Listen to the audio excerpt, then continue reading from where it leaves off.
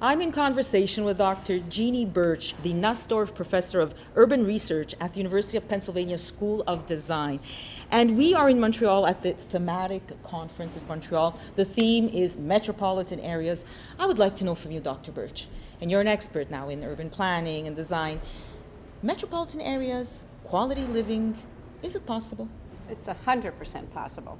In fact, it's urgent that we create agreements in metropolitan areas to ensure that we have quality living.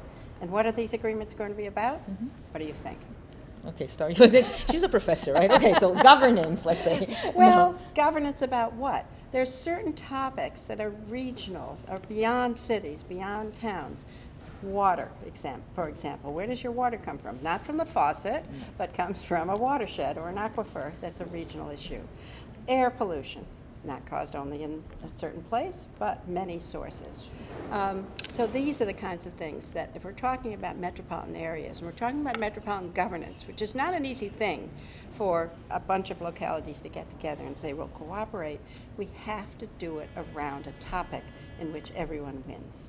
And so topics like water, topics like air, topics like resilience, we're talking a lot about natural disasters now, need to think about how we can have regional solutions, metropolitan solutions, to create the quality of life that's safe, secure, clean, healthy, creates prosperity, and so forth. That sounds all great, but what is the key to providing all those factors so you have all that prosperity and clean air? And I mean, where do you start? It's leadership. You bring the characters together who can make the decisions. You bring the stakeholders together who will gain from these decisions, and you begin the discourse. You begin the discourse about something small, right? It can't be a great thing like we're going to have metropolitan governance and you all have to behave. It has to be, look, we've got air pollution here. We need to have a cooperation about air pollution. Beautiful example is something called RGGI. Yes, who's that? Yes, that's RGGI's not a person, but RGGI is the Regional Greenhouse Gas Initiative.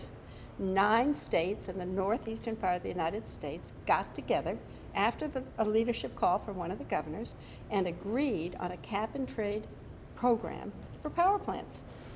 It's working. It's working. I mean, it was around a particular topic, came from leadership, and we all want to get rid of that bad smoke. So I'm curious to know, you've participated in the panel discussions, you see the great turnout we have in Montreal. Have you noticed, or do you sense a more open, cooperative sort of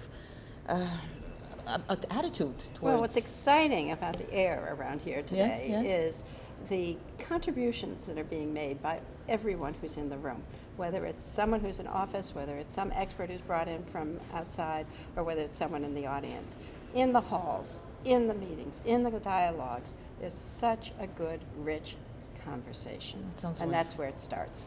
Well, thank you so much for this conversation, Dr. Birch. You're welcome. Thank you.